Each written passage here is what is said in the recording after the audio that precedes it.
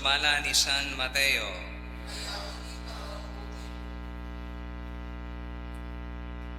Si Jesus mingon siyang mga tinunan, sa inyong pagampo, ayaw daghana ang inyong mga pulong, ingon sa gibuhat sa mga pagano, nga nagunahuna nga dunggon sila tungod sa taas nilang pagampo. Ayaw panag-ingon kanila, kaya ang inyong amahan na hibalo ng daan sa inyong gikinahanglan, bisan gani sa dili pa kamo mangayo kaniya.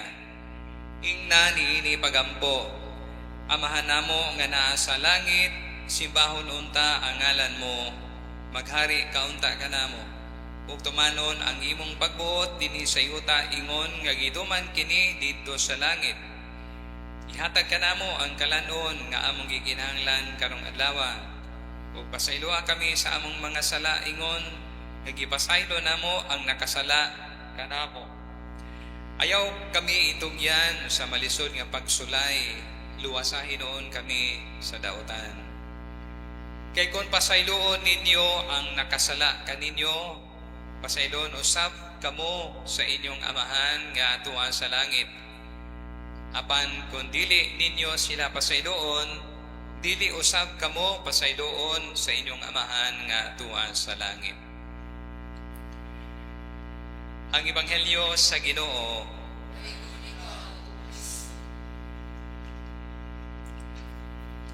Duha ka butang, una, ang sakupay gamayng bata, ug naay mga mangunahan og pangadye o kaubining sa panagtapok, ang kanunay nga ilitok nga mga pulong sa pagkabog, katong mga memorized ba sa Our Father, Hail Mary, magimay, kanang Maya Karayna, ug uban pa nga mga memorized prayers nga atong nahibawan, na pagkamurag ka high-tech na ang kapanahonan, nauso na po tong mga personalized nga mga pagampo nga tagas gani ang uban, labi na pagpanggawa sa mga renewal movements na ay mga kanang with feelings nga mga personalized nga mga pagampo. Doon ay value ang mga personalized nga mga pagampo, pero kung mahibaw pa lang mo sa ka-powerful ang mga memorized nga mga pagampo, the more nga ma-appreciate ninyo ang otoridad sa simbahang Katoliko. Kami nga na-expose sa exorcism ministry o sa deliverance, sayod mi nga kanang mga pulong, mga maghimaya ka Maria, aman Our Father, kanang Salve Regina, uban pa nga ma-memorize nga pag-apong itulo sa simbahan kanato. Grabe ka powerful. Kanang personalized nga prayer, alingugog na sa demonyo, pero kining mga kanang memorize nga mga prayer sama sa Maghimaya ka Maria, mahanamo, mura siya o kanang kulata ba? Dili lang kay alingugog sa pangdungog sa demonyo, mura siya gikulata. Pangadji ko nimo sa mga prayer nga memorize nga itulo sa simbahan o gi-authorize sa simbahan. Takilid naman ang poses, takilid naman sa pikas, siyagit naman tungkol sa kasakit, wa mami gihimong nga kulata niya. Tungod sa prayer nga very powerful. Ingon ni ana na mo ta masubo ta kay mura ba sa bagong panahon karon, mura nawa ang iyang bili ba? Nakalimot wa ta masayod nga grabe siya ka powerful. Gani og makadungog ma-expose mo sa panahon sa deliverance kung namoy mahal si kinabuhi o kamo mismo ang gi-deliverance. Dili man kami, ako Tagaluon ko, gahi man ko sinultian kay Bisaya man ko, pero di man magbisaya ni deliverance English una. Nga naman, ang English prayer, labi na ka ng Kapader Sikia o katong Kapader Kabading, mao mo to'y na-power. Nga naman, authorized man to sa license ba, legit. Naagoy power, authority nga gibutang ang simbahan aron mahimo siyang powerful, aron kulatahon ang demonyo. So, wa may gi-authorize nga prayer nga Bisaya, so dili mahimo. So kung magbisaya ta naalingugog li pero di siya kayo powerful ba. So mo na ang punto kaning memorized prayers nga para nato mechanical na kayo makahuluganon siya. Ang skrito maguna na atong i-personalize ba kung mga jitak amahan namo atong i padalag sa kinahanglan man kinasingkasing ang mga paglitok as in ato aba dili kay ngog mao manigi itudlo nga memorization kana kay murag wa kayo na effect kay wa man imo i-feel, pero kanang instead sa atong personalize sa mga prayer, kani nga prayer atong ibutang sa kinahiladman, sirusuhon as if ato siyang mga pulong Gitundo maguni sa Ginoo kani labi na kaning Our Father. Gitundo man o kanang Hail Mary naman na mga kanang teksto nga sumpay-sumpay naman na siya sa Biblia. So in other words, na siya kuan ba? Do siya power, do na siya legitimacy kaysa personalized. Although na siya value ang personalized pero lesser ang iyang power. So mo na siya. So sa among kasinatian ang maubitan na nga kasagaran og nay mga dili Katoliko na maposes ang ilang mahal sa kinabuhi. Ang ending nila magpabunsag og Katoliko nga naman ma-realize pa nila nga ang power ba even sa mga pulong sa mga prayer nga gitulo sa simbahan o gi-authorize sa simbahan makita nimo nga nay gahom sa Ginoo. So ana sila maka-realize nga gamanan gyud ning Katolikong simbahan. So muna daghang mga kaso nga gapa-deliverance lang ta pero ang ending nagpa-convert sa Katoliko tungod kay nakita nila usa ka powerful ang mga pagampo ug ang simbahang Katoliko mismo. So ang akong punto is ayaw kalinte, ayaw pasuok o ayaw kanang isalikway ang mga pagampo nga kaniadto atong namatan nga gitulo kanato kay very powerful na sila. So why ragon mo kapil og catechism, kanang exorcism, aning kanang mga prayers bitaw, aning Hail Mary, lingo-lingo. Alingbugan ng demonyo mura sa kulatahon kadi sa kagwanta sa mga pulong atong giday kang Maria na mutabang mo si Maria. Wala ta kahibawan na kung ta ka-expose. Ako kanang progressive pa ng mga pare nga gatrain na mo. So para sa ahang orientation, wa dyan na demonyo. Isa may magtuo nga tinuod di ay grasya po sa Ginoo nga ang butang nga wana tuoy kaniadto aw nang gikakoso niya apilingin ko sa mga voluntaryo nga mamahimong usa sa mga exorcist sa diocese. So kanang-ana ba? So ako nakasinati gyud ko mismo nga ang demonyo tinuod unya ang mga pagampo o mga sakramento o sakramental sa simbahan nga Katoliko tinuod gamhanan ug dunay otoridad. Okay, mao na ang punto. Kaduha, sa ama namo nga pagampo nga gitulo karon, i-explain man siya. Ang ubang version wala man i-explain, kani siya gi-explain. Ingon dinhi kay kon pasayloon ninyo ang nakasala kaninyo, pasayloon usab kamo sa inyong amahan nga tuwa sa langit. Og di pasayloon dagang nga di kagaman namo, adi ka pasayloon ka wa ka mo pasaylo. Now, ambot og naka-encounter na ba mo aning pangalan nga Catalina Rivas, buhi pa ni siya, nya usa ni siya sa gi-consider nga mga mistake. So, di man katong nakawali ko ani dili man tanan kamo, so masaghan wa makadungog. So, ang psychic ug ang third eye na siya ay mura og sa punto de vista sa simbahan, curse siya pero o ato lang pauzunan, gift siya gikan sa demonyo. Mana makakita ta ug naata na makakita ta mga pananawon nga wala makita sa uban kay lahi man nga power. Na usahay mo present sila sa kaugalingon as Virgin Mary, as the Lord Jesus pero giila dago ka kay parang demonyo mangingilad. So mo na siya psychic o third eye. Kani nangitawag sa panit sa simbahan nga gitawag mystic. Kini mga tawo nga gigasahan sa Dios o pribilehiyo nga nay mga panahon nga magpakita ang Dios kanila, magpakita ang mahal nga Berhen, ang mga anghel o mga santos, so gitawag sila mga mystic. Na doon na tayo mystic nga si Catalina Rivas na usa sa mga pagprobar nga tinuod yun siya, cleared na ni sa iyang obispo nga ang iyang mga ipangsuwat nga accordingly diniktar sa mahal nga Berhen o sa Ginoong Hesus in line sa pagtulungan sa simbahan. Niya ang pinaka pagmatuod yun nga dili na siya kanang pangingilad na siya ay kuan kanang stigmata katong samad bitaw ni Hesus usa sa kilid duha sa kamot katong gilansangan og sa tiil dili man na mahimong kopyaon kay iya man na signature sa Ginoo. So na siya ana butungan ra na gabi sa Huwebes matorture si Catalina tibuok Friday aning kasabado mawala na po siya. Kada semana mo na proseso nga mahitabo.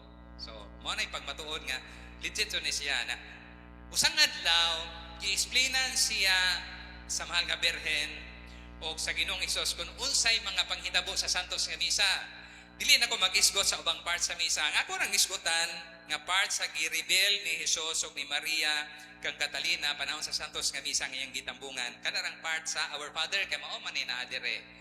Ako ning giwali sa tip-tip murag katikisem 5 ka Domingo kay aron ma-explain ba 5 ka Domingo murag series ba. Kung katikisem dito tungod ani. So, kani importante kay kuan naman Our Father man related sa ebanghelyo. Pag-abot na sa pagpangalawat pag part sa Our Father, ingon si Catalina, when we're going to pray the Our Father, si Maria man to sa unahan nga mga part sa misa ang ga-explain si Maria. Karon pag Our Father na for the first time ingon si Catalina na tingog na si Jesus, nadungog na niya yung tingog.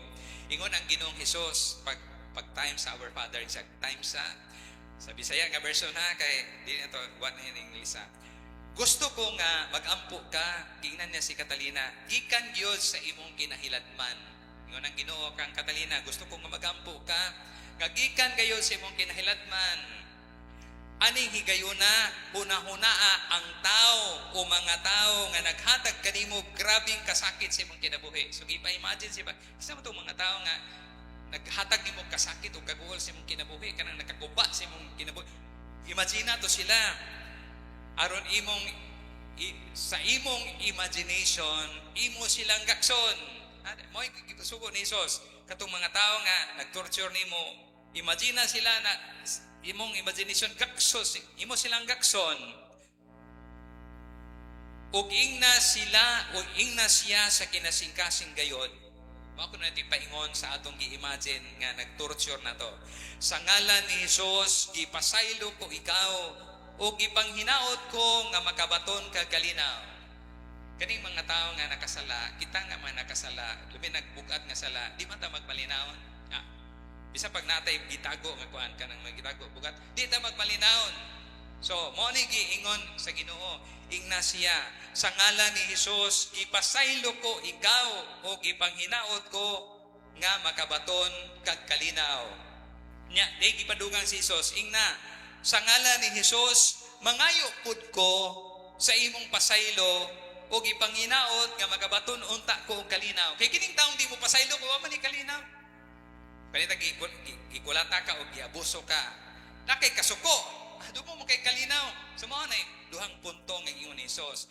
Ikaw bisagwa na sa imong atubangan pag-imagine katong tao nga nagsakit nimo. Ingna sa ngalan ni Jesus, gipasaylo ko ikaw o manghinaot mo nga ikaw magmalinawon. Nya, para po nimo ingon ni Jesus, sa ngalan ni Jesus, ingna tong tao sa imong imagination lang nga mangayo pud ko sa imong pasaylo o ipanghinaot nga makabaton unta ako og kalinaw. So, duhay purpose sa kanang murag unod nga wala ma-explain sa Our Father ba? Nga mo pasaylo ta aron kita pud mapasaylo. Muhatag, muwistag kalinaw sa nakasala nato aron kita pud makabaton og kalinaw. Ngano man, unsa may bation og di ka mo pasaylo? Physically, basig ma-stroke ka, nakakita ka sa tao nga nang di ka ganahan kay nakay kapungot, nakita nimo musakay imong BP, basig ma-stroke ka, di nakakalakaw.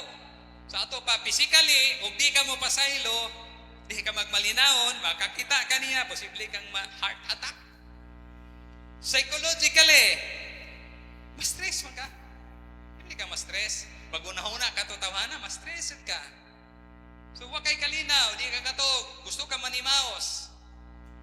Di ba na, hinagubot-buton, maaman nyo kasi natiyan, ikasog na mo diha. Na spiritually, o di ka mo pasaylo, sa may mahitabo, naidorwi ang demonyo. Naman niya sa among kasinatian, unang exposure na ho sa exorcism o deliverance si Father Darwin.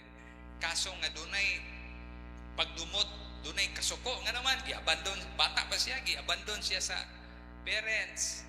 Di ka malipay de ka nga gamay pa ka gibiyaan kasi mong ginikana duha ka ginikana natungod kay gibiyaan ka giabuso ka sexually malipay ka na ako say kasuko nya so nanay doorway no mao man na ang history kay Doroyman, mo kadungog bitaw mo og nay mga mass position sa mga eskwelahan. Daghang mga bata nga maglisod og ginhawa nga naman bullying man na. Kay kita sa una, kita nga mga mature na sa una sungugon ta, katawa ra man ta kay sagad-saga man nato karon di makahandle og di ka mao mo handle ang mga bata og sungog-sungog, bullying man na nila, di magtanom sila kaligot-got. So in other words, na sila ma'am nagingon og asa ganitong sala to ang demonyo kapudso. Kato bitaw nga hong kanang nakoy client may maestrato siya na sige gidutan ni Brad Tony og kanang sakramental lang iti. Sige magsagit ba murag baboy bitaw nga giihaw pagpisag. Pwede sa kita. Kung ma'am, kay gi-abort ma'am. Sagwa padre ga pills ko. So sa pills asa man ang sala naada sa tijan kay naa man padong ang pills kay naa man ang sabakan may gitira ana. Na kay mortal sin man na tutapos ang demonyo. Na mao the same explanation ngano nga kanang sa eskwelahan maglisod og ginhawa ang mga bata kay ang ilang doorway kay naaman sa hatred, naaman sa dukhan. Di, nadiha pudyo ang demonyo, na usa gani matrigger, kalit-kalit na maglisod og ginhawa kay na asa ganito sala, tuado dito ang demonyo pudyo. Dog hatred, nadere.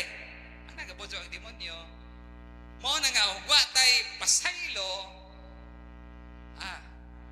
Buha kita sa demonyo. Mao na ang wisdom sa amahan namo. Kapasaylo kami sa mga sala. Ingon nga nakapasaylo kami sa kasala kanang pero wa man kamo pasaylo. Istorya raman na imo, lip service raman ang imo. Nangadyo kag pasaylo sa Ginoo pero di man kamo pasaylo. Adi gyud ka mapasaylo matud sa Ginoo, matud sa atong ebanghelyo karon. Mo na si hagit nya di po ta maka blame sa Ginoo no nga adyo man ka Lord kay di man ikaw na di hinumduman nato ang Ginoo ki abuso. Wa siya bisag gamay pero gipasingin lang siya sa sala nga wala ni buhutan gitorture gipakauwawan gilansang sa krus gipatay nga walay sala. So og moingon ang Ginoo ang iyang gibuhat gabitay siya ahan ko pasiluwa sila ka wala masayod. So di ta makaingon nga Lord ayo man ka kay wa man ka kasuway di siya mismo nagkasuway. So kung ni pasaylo siya kita nga iyang mga follower mo follow gyud niya umingon siya nga pasiluon nato ang mga nakasala nato. No choice yun ta. Kung gusto tang mahilangit, asunod yun ta sa gitulti sa Ginoo.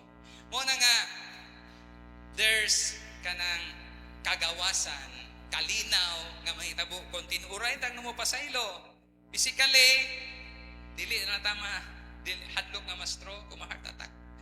Magkatuog na tag malinawon, psychologically, o spiritually, mahimo ng hidlo, sirado, ang pultahan sa demonyo sa atong lawas, kun mo pasaylo ta. So mo kinihagit na to, di siya sayon. So saan man napadre nga lisod man sa pagpasaylo, labi na muna ni mong ka-traumatize. Magkasabot man ko. Nga ma-traumatize ka. Pero usab na di kinahanglan. First step mo yung kag Lord, galisod ko pasaylo. Pero kaybaw ko nga angay mo pasaylo, pero galisod ko tagay ko sa grasya nga makapasaylo. Dili man na mahimo sa atong kabubuton. Grasya jud atong gisaligan. Kana bitang nangahimong converter nga mga tao gikan sa makasasala ngadto sa pagkabalaan. Grasya man na sa Ginoo, na ba na effort sa tao? Wala. Grasya do sa Ginoo. So, muna gusto tang mahilangit. Mangaliw po gyud ta sa grasya sa Ginoo.